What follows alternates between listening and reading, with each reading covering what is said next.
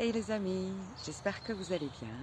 Merci de me rejoindre pour ce nouveau moment phyto dans ma jolie forêt, pendant mes balades. Je voulais vous remercier parce que grâce à vous, grâce à ce moyen de partage, je me suis vraiment fait un rituel en quelques semaines, ça a été rapide. C'est vraiment une joie de préparer, de savoir quel jour je vais faire ma balade, de faire la balade en forêt et de pouvoir m'installer et vous faire ce partage sur nos plantes chéries qui nous soutiennent dans toutes nos périodes de vie. Donc merci encore d'être là. Je suis ravie d'être là encore pour une nouvelle plante qui est aujourd'hui le sureau. Le sureau, c'est sa saison.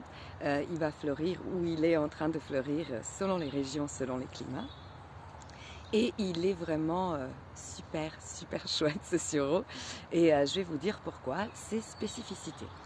Donc le sureau, déjà, pour faire la différence, il y a plusieurs types de sureau. On cherche le sureau noir, le Sambucus nigra en latin. Donc on peut le reconnaître facilement déjà par rapport aux autres sureaux parce qu'il est un arbrisseau. Donc il a des troncs, même s'ils sont petits et fins, ça fait un petit arbre. Donc il a un tronc, une écorce, voilà. Les autres types de sureaux vont rester en buisson, en plantes hautes, et donc avec des tiges encore vertes.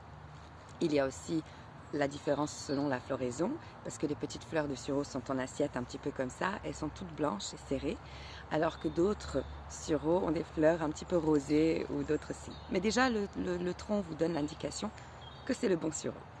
Donc dans le sureau, il est connu depuis très longtemps aussi. On l'utilise pour la santé depuis très longtemps et on l'utilise aussi symboliquement avec son énergie que différentes cultures et différentes civilisations lui ont prêté.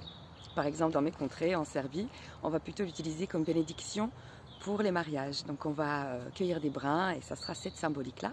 Mais on va aussi l'utiliser en sirop, en boisson, donc il y a plusieurs façons de confiture.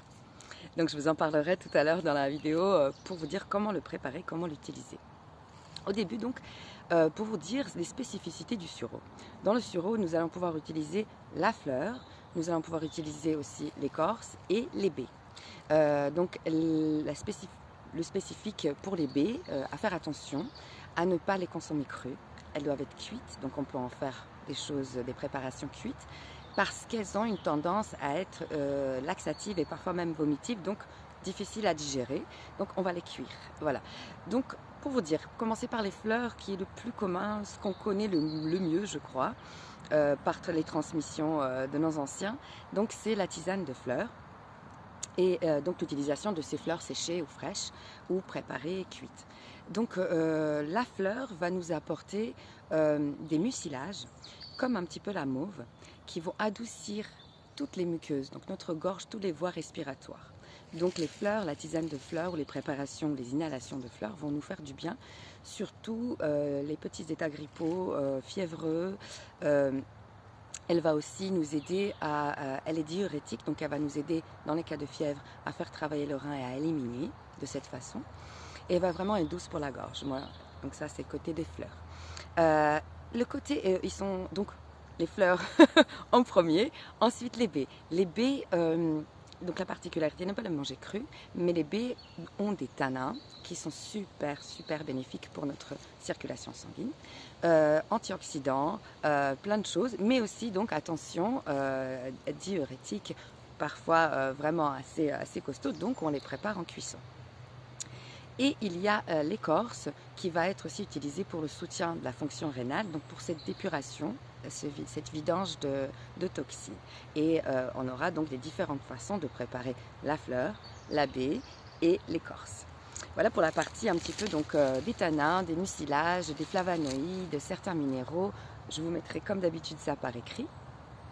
Donc pour vous dire comment utiliser ce sureau. Donc au départ, la tisane, je pense que c'est le plus simple.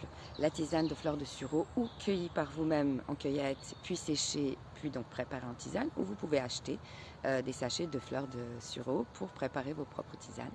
Donc, comme je vous disais, elle va être super pour les voies respiratoires. Elle va être super donc pour ces états un peu fiévreux, grippaux.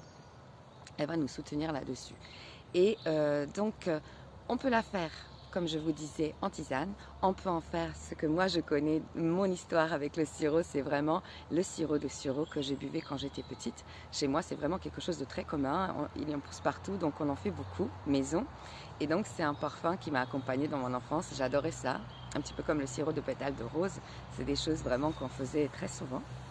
Et donc, le sirop, on peut faire de la confiture de fleurs de sureau, pardon. On peut faire du champagne, des fleurs de sureau, de champagne de fée. Donc c'est génial, on peut mélanger avec des lilas ou autre chose. Vraiment, on s'amuse avec les fleurs. Donc ça, c'est pour la fleur. Je vous décompose cette plante parce qu'elle est vraiment particulière par rapport aux autres. Il y a 3 façons et 3 différentes façons de les préparer. Donc les baies, on va les cuire, on va les pré-cuire et on peut en faire des confitures, on peut en faire des sirops. C'est super antioxydant, la fleur, déjà, je vous ai oublié de vous dire, elle est anti-inflammatoire. Elle agit aussi bien sur les rhumatismes. Donc la baie, revenons à la baie, elle est antioxydante, donc anti-hémorragique, avec les tanins, elle fait vraiment du bien au système sanguin. Et elle va nous protéger donc des périodes grippales, des périodes virales, et elle va être antivirale. Et donc on peut prendre du sirop l'hiver avec petite cuillère, et c'est super pour les enfants aussi, ça marche très très bien. Donc petite confiture, petit sirop de baie. L'écorce va être préparée en décoction. Donc une cuisson, on va les faire bouillir, on va les faire reposer et ensuite on va la consommer comme ça en décoction tisane qui va venir soutenir toute la fonction rénale. Donc on va venir être un dépuratif super et nettoyer notre système rénal. Voilà, et vraiment s'amuser avec ce sirop parce que ce délicieux parfum est là pour vraiment réveiller, pétiller ce printemps. Et à la place des certains jus ou certains sirops industriels, on peut vraiment le proposer aux enfants comme le sirop à la sauge, à la rose. Le sirop s'y prête très très bien. Et puis l'utilisation aussi des petites fleurs dans la pâtisserie, dans la cuisson. Des baies aussi, on peut en faire des tartes. On peut faire plein de choses, voilà, s'amuser dans la cuisine avec ce sirop.